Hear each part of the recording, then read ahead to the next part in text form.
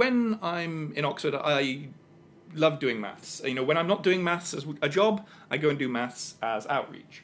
So I've worked on TV a number of times, a number of programs there. I love going to science festivals just for my own benefit. I love seeing science in the real world. But also it's great fun interacting with a lay audience. And now it's a little bit self-selection. You know, people who go to science festivals like seeing science. So I would never say I have had to convert to science atheist, but the surprise and the wonder you can see in a child's eyes when they finally understand something is just fantastic, and that's why I do it. Beyond that, as a researcher, I deal with things that no one cares about. You know, I write my mathematics down, and maybe me and 3 other people around the world can understand it.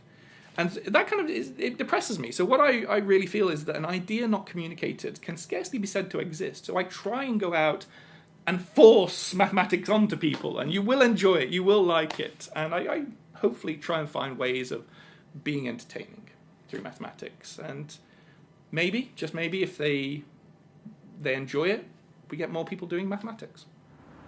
So here I've been luckily enough to work with COSI. So COSI every month has an evening where they open up the museum just for adults. So you don't have to worry about kids breaking the machines, or you know, there's food and there's drink and there's entertainment in the science situation. It's just for them to enjoy the museum, free of constraints, and it's a wonderful time for everyone involved. So I went along to do a presentation on puzzles, which was their theme night. They've currently got an exhibition looking at different types of mazes and puzzles, and I'm a big puzzle fan, so I loved all of that. And the presentation I did was based on a presentation we took around China that we did outreach for, and the presentation is based on the idea that when you go on holiday, you face a number of problems, and how would a mathematician solve those problems? Now, all the problems are set up such that they are solvable in mathematical terms, and so they may not bear any resemblance to reality, but hopefully they're fun. So one of the first problems we look at is when you go to an airport, you can only take 100 millilitres of liquid through security. But what happens if you only have a 125 millilitre bottle and a 75 millilitre bottle? Can you always measure out 100 millilitres exactly? And we show that through a bit of trial and error and through drawing graphs and playing around with water and getting wet, but you can do it. No matter what, you will always be able to pour and tip liquid between these containers and generate exactly 100 millilitres.